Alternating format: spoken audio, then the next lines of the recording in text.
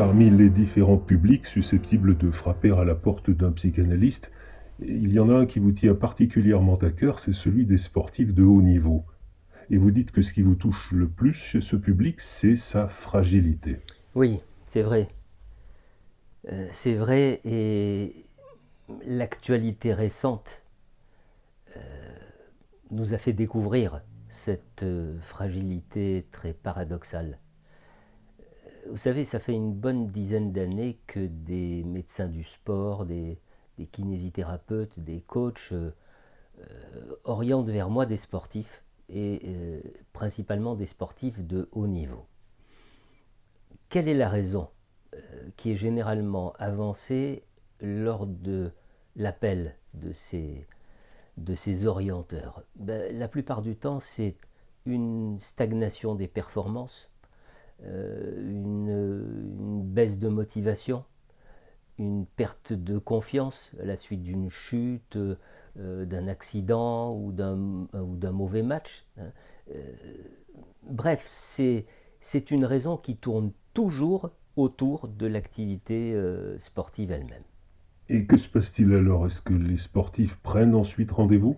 Eh bien, lorsque le sportif suit les recommandations, les conseils de son médecin, de son kiné ou de son coach, d'abord quand il se retrouve devant moi, il y a ce regard, un regard complètement perdu que je lis comme le fait de se retrouver en terrain inconnu. Voilà, tous les repères habituels ont disparu, c'est-à-dire le stade, la piste, le ring, l'habitacle de la voiture, la selle de la moto, peu importe, l'espace a radicalement changé. Et voici notre homme ou notre femme dans un cabinet feutré, cosy, chaleureux et surtout silencieux, d'où sont absents les cris, les applaudissements, les encouragements, les règles strictes, les contraintes, les dangers, parfois les bruits familiers qui ont littéralement formaté son environnement sensoriel. Et puis, un moment arrive où la parole commence à être prononcée. Une parole la plupart du temps très sûre d'elle. Mon doc m'a dit que, mon coach m'a conseillé de, etc., etc. Alors évidemment, j'écoute. J'écoute le temps nécessaire, et puis au bout de ce temps, je dis bon, alors ça c'est ce que dit votre coach ou votre médecin, mais vous, qu'est-ce que vous voudriez dire que vous ne pouvez pas dire ailleurs? Et là, il y a un grand blanc. Le visage hésite entre l'incompréhension, qu'est-ce qu'il est en train de me raconter là, et la surprise, le choc, un peu comme un rideau qui se lève d'un coup. Bon, cette écoute de ce qui se cache derrière la demande, est-ce qu'elle conduit toujours le sportif à s'ouvrir d'une autre demande? Pas forcément. Pas forcément. Je ne dis surtout pas que toutes les situations se ressemblent, évidemment. Vous avez certains patients qui demeurent complètement emmurés dans leur rôle, qui maintiennent, qui confirment la demande initiale posée par d'autres, je vous le rappelle. Et puis, il y a des patients qui se révèlent littéralement, c'est-à-dire qui se dévêtent de leur seconde peau pour me présenter la peau primaire, si je peux dire. Et puis certains autres sont arrivés au bout du jeu, et ils s'écroulent littéralement, ils s'écroulent brutalement. Et alors, en admettant que le sportif présente à ce moment-là une demande autre que celle de son coach, Et bien là, c'est un pas immense. Vous savez, il faut comprendre que les premiers instants de cette écoute sont essentiels pour le succès de la démarche tout entière. Parce que soit le praticien entend la demande au premier degré, et donc il confirme en quelque sorte, il ratifie la validité de cette demande et l'on rentre alors dans un cercle vicieux, une dépendance supplémentaire, un enfermement de plus. Bon. Ou alors on entend la plainte, on entend la demande comme un message de quelque chose qui se joue sur une autre scène. Une scène qui n'a rien à voir avec la pratique sportive elle-même. Une autre scène, c'est-à-dire?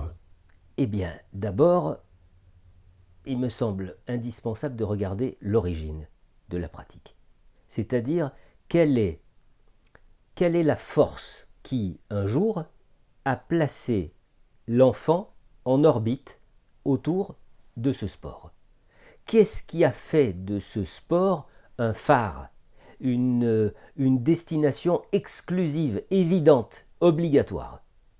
Autrement dit, si je peux être un peu brutal, par quelle injonction, par quelle suggestion, par quel encouragement et parfois par quel chantage l'enfant a-t-il choisi, si on peut dire, la voie de cette activité physique? Eh bien, ce premier travail a le mérite de mettre peu à peu, ou parfois brutalement, de mettre en lumière la question du désir. Autrement dit, du désir de qui le choix de cette orientation professionnelle est-il la manifestation, la concrétisation, la conséquence lointaine? Vous comprenez bien que déjà, cette mise en lumière a de quoi faire bouger les fondements de la chose. Pour un homme ou pour une femme qui a l'habitude de se tenir bien ancré dans le sol, bien droit sur ses cannes, autant dire que ça remue dans les sous-sols, si je peux me permettre cette expression, et on comprend qu'à l'issue de la première rencontre, eh bien notre patient se trouve confronté à un sacré dilemme. On comprend qu'à ma question « nous reprenons rendez-vous », il s'en pose une autre de questions dans sa tête, et une question cruciale. Qu'est-ce que je décide? Qu'est-ce que je vais raconter en rentrant à mon coach, à mon médecin, à mon kiné, à mes parents, à mon équipe? Mais l'origine du choix de sa pratique, le sportif la connaît tout de même. Ah, pas forcément. Non, pas forcément, je vous assure. Et puis, allez, lorsqu'il la connaît, c'est une chose de savoir, et c'en est une autre bien différente de prendre conscience, d'évaluer toutes les implications de la chose. Et ces patients reprennent généralement rendez-vous? Eh bien, si le patient jette l'éponge, s'il s'en tient à sa première demande comme un retrait derrière ses lignes de défense, bien, il faut bien accepter qu'il ne puisse pas faire autrement. Il faut bien accepter que pour lui, ne pas s'en tenir à sa demande première, qui d'ailleurs, je vous le rappelle, n'est pas la sienne, ça représente un danger, ça représente un obstacle infranchissable. Infranchissable parce qu'il ignore totalement ce qui peut se trouver derrière l'obstacle. Et ce qu'il en imagine, c'est une représentation forcément insupportable. Ou tout simplement, quelque chose d'irreprésentable. Quelque chose comme mais alors, si je ne suis pas sûr d'être le champion que je crois avoir choisi de devenir, qui suis-je? Bon.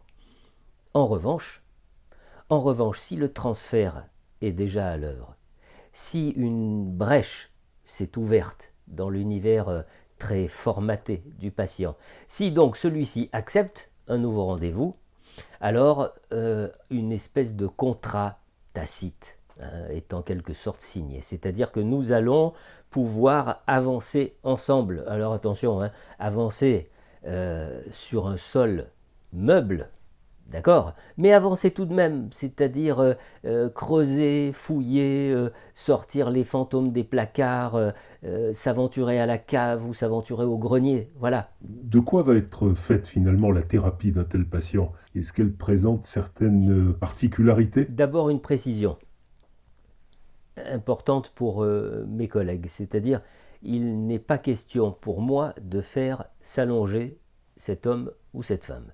À savoir qu'il est déjà suffisamment dépourvu de ses repères habituels. Donc nous restons en face à face le temps nécessaire.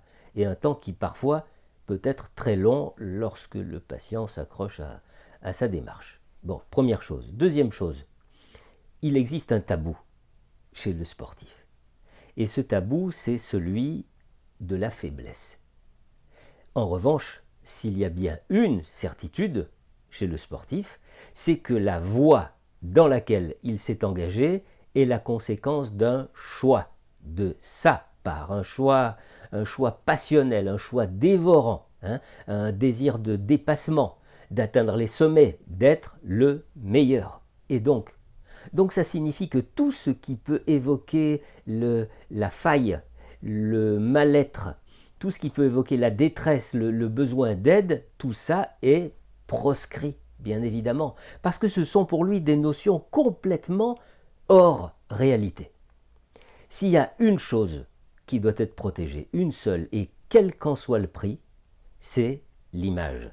Voilà, l'image du champion, l'image du super-héros, invulnérable, increvable, et tout ce qui ne ressort pas de l'activité sportive, tout ce qui ne ressort pas du combat, du match, de la compétition, tout ce qui peut déborder vers le privé, vers l'intime, tout ça est frappé du sceau du secret défense. D'ailleurs, c'est probablement ce qui explique, en partie tout au moins, la pauvreté du discours sportif en général, qu'il soit pré- ou post-compétition. On a l'impression d'entendre quelque chose de très convenu, quelque chose d'appris, de mâché et remâché, quelque chose de dicté, des phrases qui sont prononcées mais juste entre les rails de l'acceptable et surtout pas en dehors. Et donc, ce que vous êtes finalement en train de dire, c'est que cette image n'est qu'un mythe. Ben oui, évidemment, oui, c'est un mythe. C'est un mythe qui place l'athlète à l'intérieur ou à l'extérieur de l'univers du sport. C'est-à-dire qui accueille, qui intègre et qui enferme, ou alors qui rejette et qui exclut. C'est-à-dire que soit le sportif y a sa place, soit il la perd, cette place. Or, on sait très bien que tout sportif, enfin on sait très bien, d'accord, c'est un sujet comme un autre. À savoir que, comme vous et moi, il a une histoire, il a été enfant, il a vécu des traumas, et parfois des traumas très lourds. On ne peut pas vivre une vie entière avec des couches de vernis et du mastic pour boucher des failles ou pour se rendre imperméable, ni à ce qui agresse de l'extérieur, ni à ce qui remonte du plus intime et du plus ancien de soi.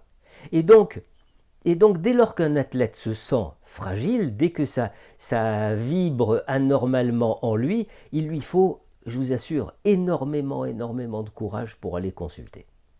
D'ailleurs, qu'est-ce qui va se passer ? Il va se passer que pour consulter, il va être dans l'obligation d'accrocher sa fragilité à une bonne raison, comme je le disais au tout début de l'entretien. Et une bonne raison, qu'est-ce que c'est ? C'est une raison acceptable par son environnement. Alors ça va être un mauvais sommeil, une douleur quelque part, n'importe quoi d'autre, mais n'importe quoi que l'on ne puisse surtout pas mettre en lien avec le psychisme. Voilà. Parce que sinon c'est se mettre à découvert, c'est briser l'image du héros, l'image de rêve, c'est s'avouer faible. C'est avouer un besoin d'aide qui ne ressort pas du monde de la médecine pure et dure.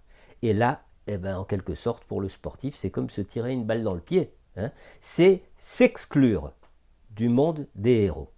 Et il faut bien comprendre une chose, c'est que le sportif raisonne comme un corps qui serait devenu un pur objet, un corps qui a l'habitude de souffrir, d'endurer, de supporter, de tenir dans le temps. Et donc, Et donc, logiquement, un corps qui parfois peut exprimer une douleur, et une douleur qui sera bien entendu prise en charge en tant que telle, et non pas en tant que message. Et alors, lorsque la question du désir a éclairé ou déstabilisé le Oui, alors, patient, plus souvent déstabilisé, hein, tellement cela peut être violent de se rendre compte qu'il ne s'agit pas de son propre désir à lui, hein, mais que le désir d'un autre a toujours orienté sa vie, et depuis tellement longtemps.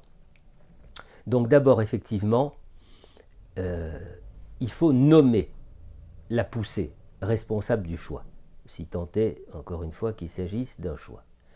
Le deuxième impératif, qui lui peut occuper un très très long temps de la thérapie, le deuxième impératif, c'est de dénouer ce fatras de fils enchevêtrés, d'y voir un peu clair entre ce qui peut être considéré comme une cause et ce qui peut être considéré comme une conséquence de la chute, du mal-être, de la dépression, de la baisse de motivation et de la performance. Alors, bon, sans respecter un quelconque ordre de gravité, hein, sans ordre de priorité quelconque, je pourrais citer, d'abord évidemment, et hélas, les emprises et les violences sexuelles. Je citerai également le culte de la performance qui conduit certains coachs à pousser le sportif au-delà de ses capacités. Et sur ce point, je n'hésite pas à dire combien certains coachs reconvertis dans la pratique, parce que, ayant raté leur propre carrière, deviennent de véritables sadiques, dont on se demande s'ils poussent le sportif pour qu'il gagne, ou au contraire pour qu'il chute, comme eux, et donc qu'il ne risque pas ainsi de les dépasser. Troisième cause, et je peux citer la culpabilité de décevoir les familles. Des familles, vous savez, qui ont la plupart du temps beaucoup investi, et à tout point de vue, et qui vivent la réussite de leur enfant, de l'athlète, qui la vivent par procuration. Qu'est-ce qu'on peut encore citer ? Bien sûr, la peur de perdre, hein, la peur de perdre qui est très présente, c'est-à-dire perdre ses sponsors, perdre ses soutiens, ses admirateurs, la peur de chuter, de retomber dans l'ombre des anonymes, ou pire, des ratés. Et enfin, même si ce n'est pas la dernière cause, il y en a probablement d'autres, hein, mais j'ai envie de ne pas laisser de côté les blessures qui immobilisent et ce temps de non-activité qui ronge jusqu'à l'os, tant l'activité est devenue la norme, la drogue indispensable, que sa fonction soit de stimuler le corps ou d'endormir la tête et permettre de nier ou d'oublier les soucis. Et ah oui, et enfin, alors là, il fallait surtout pas que j'oublie cette cause éventuelle, même encore une fois, si la liste est loin d'être exhaustive, on ne peut pas décemment mettre de côté la situation dans laquelle le père du sportif est déjà ou a déjà été un champion et où le fils ne parvient pas à le dépasser, ce qui signe sa soumission à perpétuité. Vous voyez,